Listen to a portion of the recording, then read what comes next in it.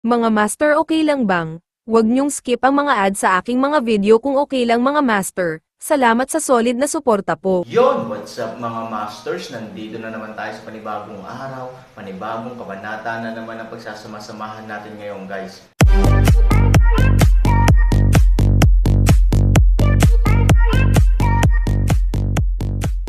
Bali mga masters, kung bago ka pa lang po sa aking YouTube channel, please click the subscribe button, lalong-lalo na po yung notification bell guys, para maging connected pa rin tayo sa isa't isa at maging updated kayo sa mga susunod ko pang video.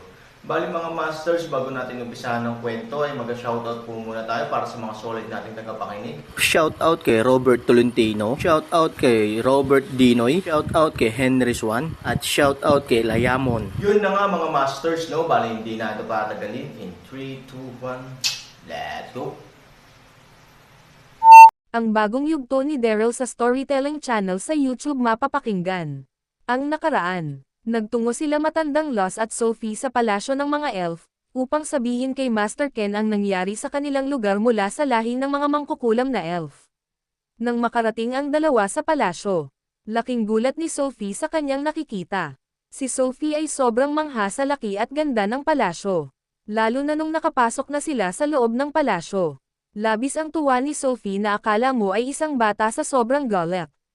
Habang masaya si Sophie, ang matandang Lost naman ay pinagmamasdan ang kilos ng kanyang apo. Naramdam nito ang saya ng kanyang apo. Napaluha si matandang Lost sa kanyang nakikita dahil simula bata pa ang apo niya ay nakulong na ito sa lugar ng mga mangkukulam, na hindi pinapahintulutan na lumabas sa kanilang nasasakupan.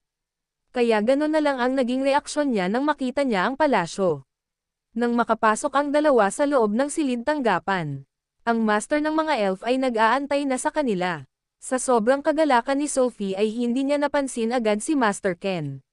Sobrang mangha talaga si Sophie. Pinalapit na sila ni Master Ken sa malaking lamesa sa silid tanggapan. Kabilang banda, biglang nagsalita si Master Ken. Masaya ako, dahil naparito ka matandang Lost sa palasyo at kasama mo pa ang iyong magandang apo. Maaari ko bang malaman ang dahilan kung bakit kayo nagtungo dito ng ganitong oras? Tanong ni Master Ken kay matandang Lost nang may kuryosidad. Master Ken, ang aming lugar ng pagawaan ay nilapastanganan. At ang aking lola ay muntikan ng mapahamak, may nagtangka sa buhay ng aking lola, gumamit ito ng mapanganib na damo upang ang aking lola ay mawalan ng malay at kung hindi ito maagapan maaari masupyukat ang aking mahal na lola. Napakawalang modo at bastos ang gumawa nun sa aming sagradong lugar. Galit na sabi ni Sophie kay Master Ken. Gulat na gulat si Master Ken sa kanyang narinig. Ano ang sinasabi ng iyong apo matandang Lost? Sa lugar niyong mga mangkukulam may naglakas ng loob na pumasok at pinagtangkan kap ang patayin. Sino ang lapastanganan ang gumawa nito? Sabihin mo sakin agad matandang Lost. Ang master ng mga elf ay nagpakita ng galit sa kanyang nalaman. Sa kabilang banda, sa loob ng silid ni Yui ito ay patuloy na nakikinig. Ginagamit pera ni Yui ang kanyang mahusay na kasanayan. Kahit na nasa malayo siya ay kaya niyang makita at marinig ng malinaw ang mga nag-uusap kahit sino man. Nagulat din si Yui sa kanyang narinig. Ano, may ganon palang pangyayari ang naganap sa lugar ng mga mangkukulam. At ang matandang Lost na narito ngayon ay muntikan ng mapahamak. Sino naman ang gagawa nito? Gulat na gulat din si Yui sa kanyang narinig. Maya-maya, naisip niya si Charlie. Oo nga pala, si Charlie, ay nakita ni Ginoong Vin at nalaman nito na si Charlie daw ay nagtungo sa lugar ng mga mangkukulam. Huwag mo sabihin na si Charlie ang gumawa nito. Ang Charlie talaga na iyon, masyado na siyang gumagawa ng problema sa aming mga lahing elf. Hindi ko inaasahan na kayang gawin ni Charlie ang panganib na hakbang na iyon laban sa matandang mangkukulam. Napakawalang modo talaga ng lalaki na iyon. Ngunit ano naman ang dahilan ni Charlie bakit nga niya pagtatangkan ang buhay ni matandang Lost? Bakit? Anong dahilan mo, Charlie? Bulong ni Yui sa kanyang sarili. Biglang naisip ni Yui ang gamot na dala-dala ni Charlie. Ang gamot na iyon ay nagmula din sa lugar ng mangkukulam. Hindi kaya ang plano talaga ni Charlie ay magnakaw ng gamot mula sa lugar ng mangkukulam? Ngunit ang matandang Lost na ito ay nagbabantay sa sagradong lugar na iyon. Kaya si Charlie ay gumawa ng malapastanganan gawain, baka yun nga ang dahilan. Oo, tama ang iniisip ni Yui, ang hangarin lang talaga ni Charlie ay makapwa. ng mapanganib na gamot sa lugar ng mga mangkukulam, para gamitin niya kay Daryl. Ngunit ang matandang Loss ay nagpas siyang magbantay sa lugar ng pagawaan, kaya napilitan si Charlie na gumawa ng isang mapanganib na akbang upang makakuha siya ng gamot kahit na ang matandang Loss ay nagbabante. Tuldok, kung yun ang dahilan bakit napaka-importante kay Charlie na makakuha ng gamot mula sa mga mangkukulam. Ano ang gagawin nito? Kahit sobrang mapanganib at kahit makapatay na siya ng isang matandang mangkukulam ay ginawa niya ito. Kailangan ito malaman ni Master Ken. Tatayo na sana si Yui upang magtungo kila Master Ken, ngunit naalala niya ang pakiusap ni Daryl sa kanya, na wag muna itong sasabihin kay Master Ken. Hindi alam ni Yui ang dapat gawin. Umupo ulit ito at patuloy na nakamasid sa silid tanggapan. Maya-maya, sumagot ang matandang Loss. Paumanhin Master Ken, sa inaasal ng aking apo. Sophie, bago tayo magpunta dito, nangako ka sakin, nahahayaan mo kami ni Master Ken na makapag-usap ng ayos. At hindi ka maaari makisali. Nang marinig ito ni Sophie, agad itong napakamot ng ulo at sinabi, "Pasensya na Lola at sayo Master Ken. Kung papahintulutan niyo ako Master Ken, ako muna ay maglalakad-lakad sa loob ng palasyo, para makapag-usap kayo ni Lola ng kayo lang." Oo, sinadya talaga ni Sophie na makisali sa usapan ng dalawa, para makagawa siya ng paraan para makalibot muna sa loob ng palasyo. Matagal na niyang ninais ang makapunta dito. Kaya ngayon nandito sila ay nais niya itong malaibot. Nang marinig ni Master Ken ang sinabi ni Sophie, agad itong bumalik sa kanyang ulirat, na ang galit sa puso sa pagkabigla sa kanyang nalaman ay nawala. Ngumiti si Master Ken at sinabi, "O sige, maaari kang maglibot sa buong palasyo, hanggat kaya mo. At kung ikaw ay makaramdam ng gutom, mag-utos ka lang sa aking mga kasambahay na narito sa palasyo." Nakangiti sabi ni Master Ken kay Sophie. Si matandang Loss ay agad itong tumutol. "Nako Master Ken, hindi aalis ang aking apo, dito lang siya sa loob ng inyong silid tanggapan. Humihingi ulit ako ng pasensya sa inaasal ng aking apo. Sophie, magtigil ka." Nang marinig ito ni Sophie agad itong sumimangot. Ang lola talaga, kahit kailan hindi na siya naging mabuti sa akin, lahat na lang ay kanyang pinipigilan. Nang makita ni Master Ken ang naging reaksyon ni Sophie agad itong tumawa. "Haha, matandang Loss, hayaan mo na ang iyong apo. Nasa loob naman siya ng palasyo, at makakasiguro ka na ligtas siya.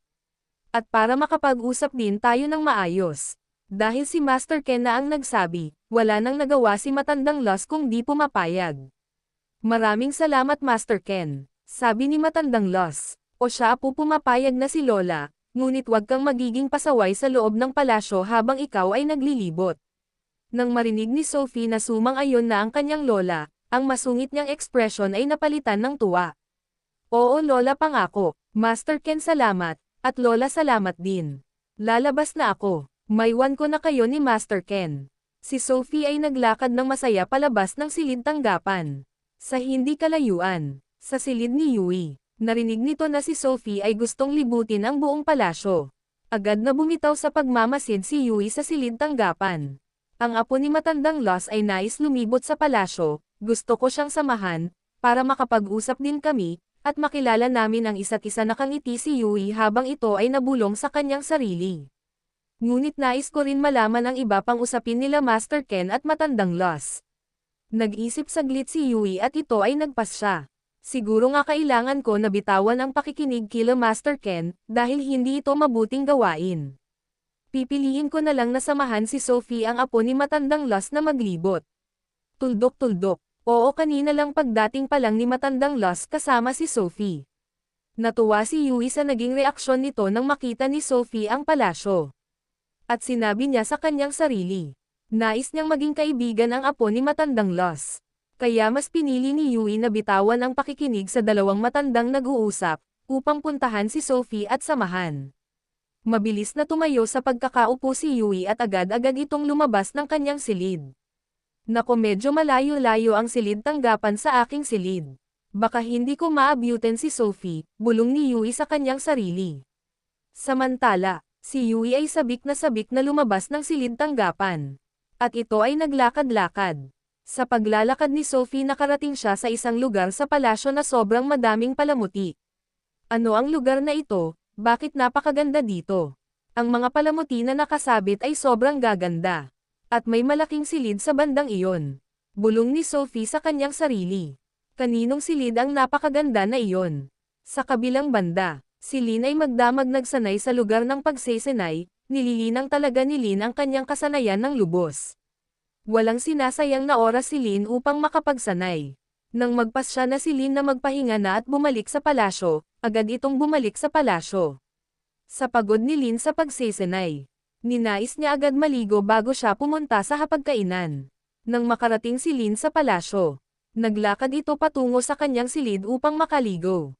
Kabilang banda, sa kuryosidad ni Sophie sa kanyang nakikita, nagpasya itong puntahan ang silid na kanyang hinahangaan.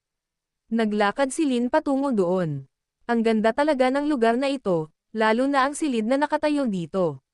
Ang magandang palasyo ng mga elf. Na kahit sa loob ng magandang palasyo na ito ay may magandang lugar na may silid sa loob ng palasyo. Tuldok, nang makarating si Sophie sa harapan ng silid. Agad itong sumilip sa bintana, ngunit ang mga bintana ay nakasara. Mukhang walang tao sa loob ng silid na ito, bulong ni Sophie sa kanyang sarili. Maaari ko itong silipin saglit.